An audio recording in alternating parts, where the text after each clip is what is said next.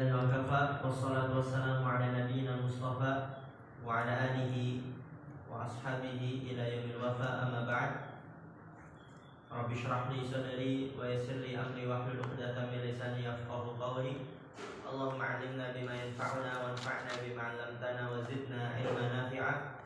Allahumma arinal haqqa haqqan warzuqna ittiba'ah wa arinal batila batila warzuqna ijtinabah. Rabbana ighfir lana wa liwalidayna warhamhum kama rabbawna shaghira. Kalau kita lanjutkan kajian kita dalam kitab Al-Mulakhasul Fiqhi, yang sebelumnya kita telah membahas tentang amalan-amalan, perbuatan-perbuatan yang haram dilakukan bagi orang yang berhadas kecil maupun besar. Dan dia ada 3: menyentuh mushaf tanpa pembatas, kedua sholat baik fardu maupun sunnah, nafil, ketiga tawaf di Ka'bah.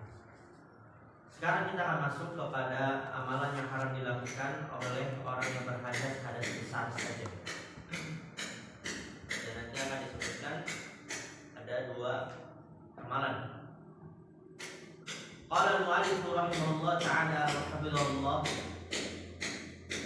wa amma al-ashya'u allati tahrumu 'ala al-muhdithi hadatsan akbar khassatan bahiyah.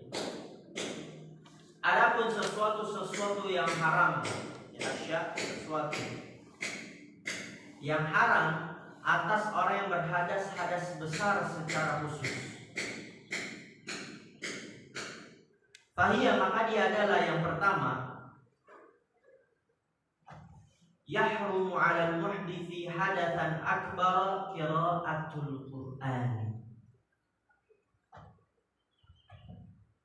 Haram atas orang yang berhadas hadas besar membaca Al-Quran. Tadi menyentuh Al-Quran. Haram bagi orang yang berhadas kecil maupun besar menyentuhnya. Dan ini membacanya bagi orang yang berhadas besar. Ya, antum laki-laki mungkin ketika dalam keadaan junub, perempuan dalam keadaan haid dan nifas. Lalu bagaimana dalam pondok pesantren perempuan, Sal? Kalau misalnya dia sedang haid, yang berpendapat gak boleh, udah berarti gak baca sama sekali, gak ngafal, gak murojaah. Tapi nanti di sini ada keringanan dari sebagian ulama. Bagi perempuan yang haid, dia membaca Al-Quran tidak mengapa, karena takut nanti lupa hafalannya. Kalau antum kan junub, bisa langsung mandi. Ya, perempuan kan dia berhari-hari. Karena ini masalahnya membaca, ya nggak boleh membaca berarti. Nggak bisa murojaah sama sekali. Ya, maka di sini haram atas orang yang berhadas hadas besar membaca Al-Quran. Li hadits Ali radhiyallahu ta'ala anhu, karena hadis sahabat Ali semoga Allah meridhoinya.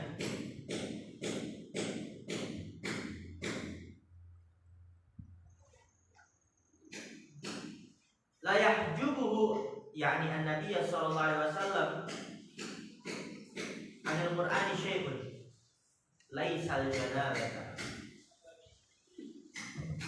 Rawahu Tirmidzi wa ghairuhu.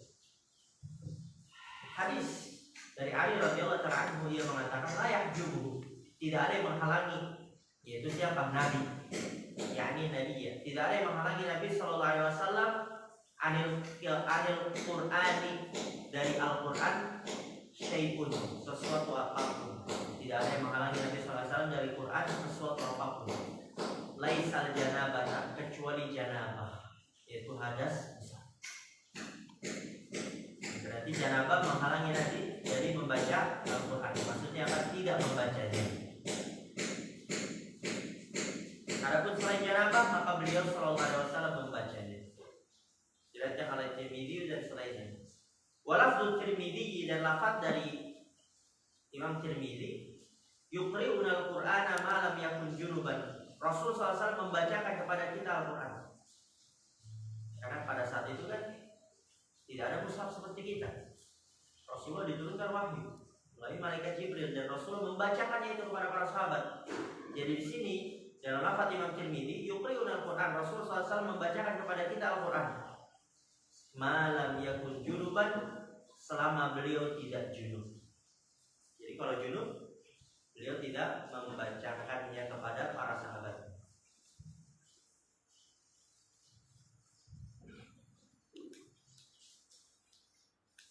Ingat tuh, misalnya antum tidur pagi, ya misalnya kalau di pondok tahfidz kan dia jam 8 masuk ke kelas ngapain? Hafal ya? Murojaah, nambah hafalan baru nanti di store. Ya berarti kalau bisa tidur pagi ternyata mimpi basah, mau sholat mau mandi junub, malas nanggung nanti aja zuhur gitu ya. Kalian berarti nggak boleh baca Quran kalau begitu. Nggak boleh baca Al-Quran. Kalau antum kan laki-laki gampang, ya tinggal mandi aja. Ada perempuan mau gimana lagi? Dia harus menunggu berhari-hari. Oleh karena itu diberikan keringanan oleh sebagian ulama. Fahada yadullu ala tahrimi qira'atil Qur'ani 'ala al-junubi wa bima'naha al-haid wa an-nufasa.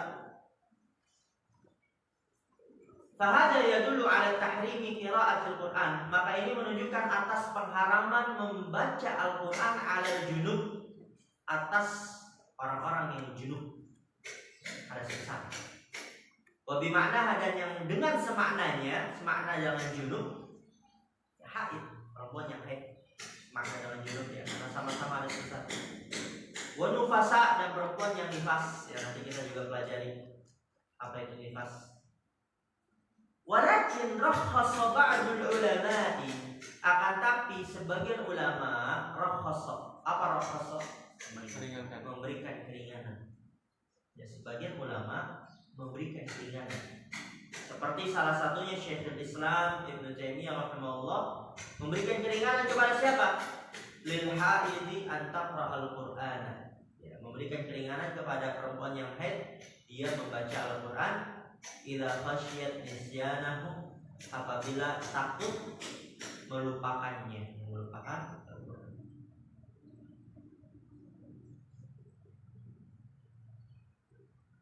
Kemudian lihat di sini, perhatikan, wala ba'sa ayyatakallamal muhditsu bima wafaqal Qur'ana in lam yaqsudil Qur'ana bal ala wajhi dzikr.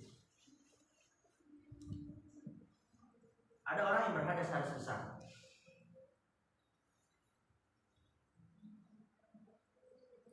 Kemudian dia ingin pergi naik motor bersama. Apa doanya? Subhanallah disaqalana hadza wa kunna lahu muqrinin wa inna ila rabbina lamunqalibun. Quran bukan itu, dia ada enggak dalam Al-Qur'an? Boleh enggak? Tadi ada sesat nih. Ya, misalnya dia sedang berhadas pagi, dia safar nanti sampai siang, nanti bisa mandi sebelum zuhur. Tapi dia ingin baca doa. Tapi ini kan ada dalam Al-Qur'an, gimana tuh? Tadi kan kalau orang yang berhadas besar nggak boleh baca Quran. Ini dia pengen baca doa bersafar, tapi doa itu juga ada di dalam Al-Quran. Maka di sini kata Syekh, perhatikan, wala ba'sa, nggak apa-apa, tidak mengapa ayatakallamal muhditsu, ya orang yang berhadas berbicara bima wafaqal Qur'an, dengan sesuatu yang sesuai dengan Al-Quran, dengan catatan in lam yaqsudil Qur'an, apabila dia tidak memaksudkan Al-Quran, maksudnya tidak niatkan untuk membaca Al-Quran, tapi apa niatnya? Bal ala wajhi dzikri, akan tapi dari sisi berzikir saja. Ya tadi nggak apa-apa seorang baca doa berpergian, walaupun itu ada dalam Al-Quran, tapi niatnya bukan ingin baca Al-Quran, niatnya ingin berzikir, berdoa. Misalnya orang bersin tapi dia sedang haid, apa bacaannya kalau orang yang bersin? Alhamdulillah. Ada nggak dalam Al-Quran? Ada, tapi niatnya untuk berzikir. Atau jika contoh, mislu Bismillahirrahmanirrahim, Alhamdulillahirabbil alamin. Ya seperti Bismillahirrahmanirrahim, Alhamdulillahirabbil alamin. Ya kalau dia niatkan untuk berzikir maka tidak mengapa. Li hadits Aisyah radhiyallahu taala anha, karena hadis Aisyah radhiyallahu taala anha, anna Nabi sallallahu alaihi wasallam kana yadhkurullaha ala kulli ahyanihi. Bahwa Nabi sallallahu alaihi wasallam selalu mengingat Allah di setiap waktunya. Di setiap waktunya. Berarti apa? Dalam keadaan junub ya Nabi mengingat Allah, maka di situ tidak mengapa. Dengan catatan bertujuan untuk mengingat berzikir, bukan untuk membaca Al-Quran. Itu yang pertama. Yang kedua, yahrumu 'alal muhditsi hadatsan akbar, yaitu min janabatin aw haidin aw nifasin. Yahrumu apa? Al-labthu fil masjid bi ghairi wudu.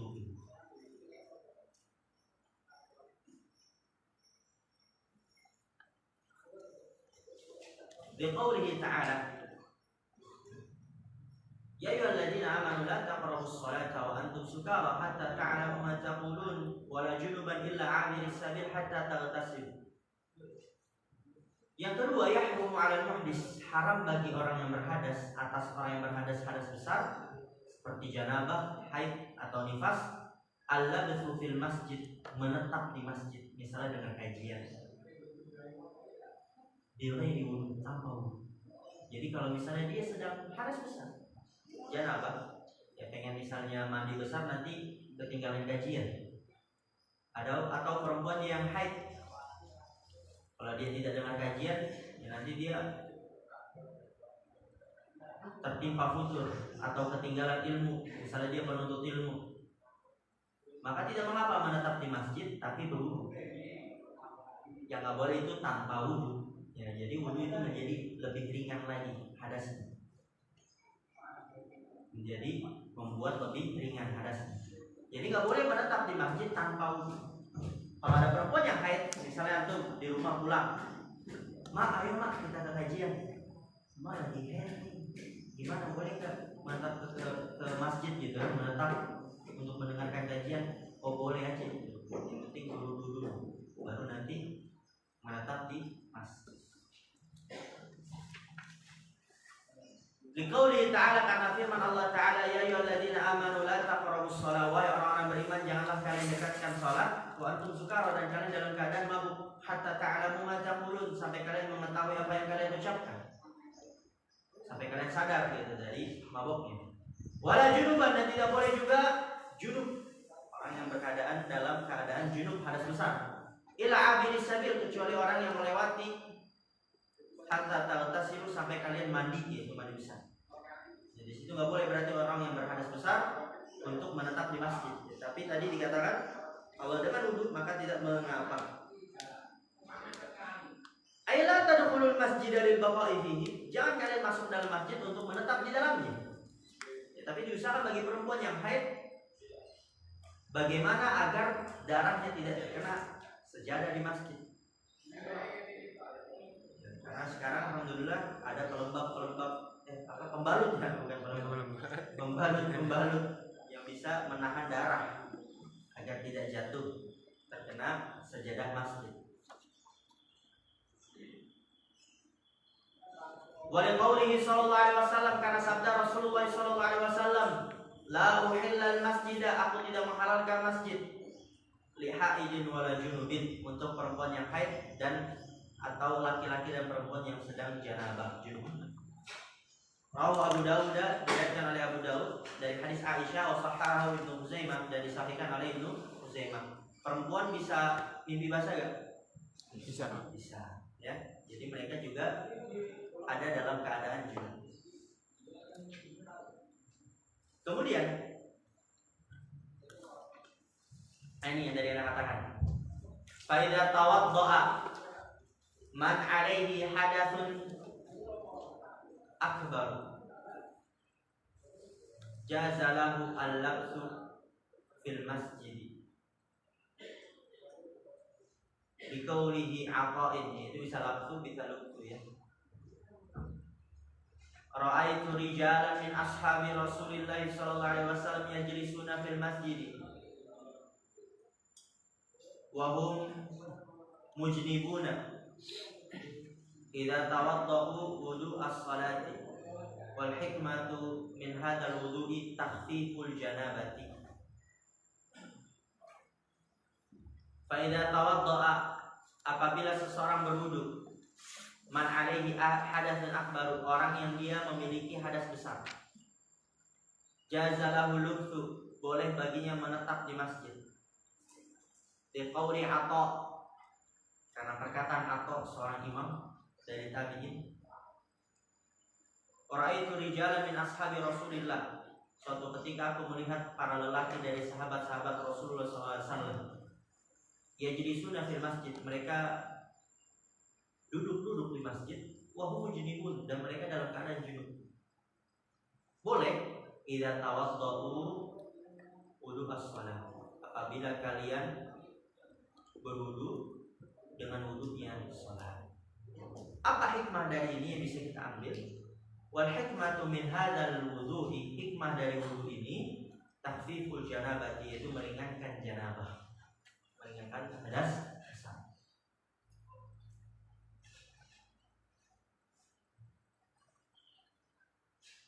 Wa kadzalika yajuzu lil muhditsi hadatsan akbar. Perhatikan harakatnya karena tadi nggak dibaca ya sama antum. Wa kadzalika yajuzu lil muhditsi hadatsan akbar ayyamurra bil masjidi li mujarradil 'uburi minhu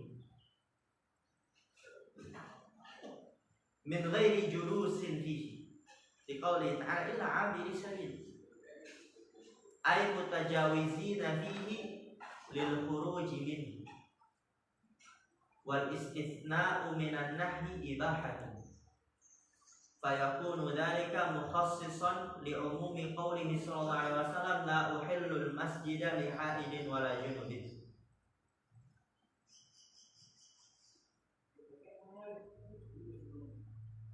Wa kadzalika musallal 'id la yalbuthu fihi man 'alaihi hadathun akbaru bighairi wudu'in wa yajuzu lahu al-mururu minhu li'anna nabiyya sallallahu alaihi wasallam qala wal ya'tazil al-huyyadu al-musalla. Di situ dikatakan oleh penulis hafizallah, wa kadzalika yajuzu lil muhdits, dan begitu juga boleh bagi orang yang berhadas hadas besar, ayyamurra bil masjid, yang melewati masjid, limujarradil 'uburi minhu, hanya sekedar melewati darinya, min ghairi julus, tanpa duduk. Misalnya dia pengen ke toilet, atau dia rumahnya itu kalau mau keluar lebih cepat, jalan pintasnya lewat masjid, nggak apa-apa, sekedar lewat. Kalau mutar masjid kelamaan, misalnya waktunya udah mepet, atau dia ingin bersedekah, masukkan amalan ke kotak amal di masjid, hanya sekedar lewat tanpa duduk, maka tidak mengapa. Liqauli ta'ala, karena firman Allah Ta'ala illa 'abiris sabil, ya, kecuali orang yang melewati, ay mutajawizina fihi, ya, orang yang melewati di dalam masjid, lil khuruji minhu, untuk keluar darinya. Maka di sini ada sebuah kaidah, wal istithna'u minan nahyi ibahat, pengecualian dari larangan itu adalah pembolehan. Pengecualian dari hal yang dilarang itu adalah pembolehan. Kan tadi kan dikatakan dalam ayat, wahai orang-orang beriman, janganlah kalian mendekati sholat dan kalian dalam keadaan mabuk sampai kalian mengetahui apa yang kalian katakan, dan juga nggak boleh dalam keadaan junub untuk mendekati sholat, kecuali orang yang melewati sampai kalian mandi bersama. Jadi di sini kecuali orang yang melewati itu pengecualian dari hal yang dilarang, maka menunjukkan akan bolehnya yang dikecualikan tersebut. Fayaqulu dzalika mukhassisan, maka menjadilah dalil itu dalam Al-Quran sebagai pengkhusus. Yang nanti anda pelajari dalam ilmu ushul fikih. Ada am, ada khas, ada mutlaq, ada muqayyad, ada mujmal, ada mubayyan. Ya, ayat dalam Al-Quran tadi, kecuali orang yang melewati masjid itu boleh, ayat tersebut sebagai pengkhusus li'umumi qawlihi sallallahu alaihi wasallam, untuk keumuman sabda Rasulullah SAW, la uhillul masjida lihaidin wala junubin. Aku tidak menghalalkan masjid bagi perempuan yang haid dan yang junub. Lihat, dalam hadis tersebut umum enggak? Umum kan? Aku tidak menghalalkan masjid bagi perempuan yang haid atau laki-laki dan perempuan yang janabah. Umum enggak? Umum. Ya, melewati enggak boleh, ya juga menetap juga nggak boleh. Maka dalam firman Allah Subhanahu wa taala, illa abilis sabil, kecuali orang yang melewati diperbolehkan, tidak mengapa. Itu ayat tersebut sebagai pengkhusus. Jadi sabda Rasulullah SAW, aku tidak menghalalkan masjid untuk perempuan yang haid dan junub, berarti kecuali orang yang melewati saja itu tidak mengapa. Wa kadzalika musallal Id. Begitu juga tempat sholat Id. Ya, ada sebagai masjid itu ada halamannya.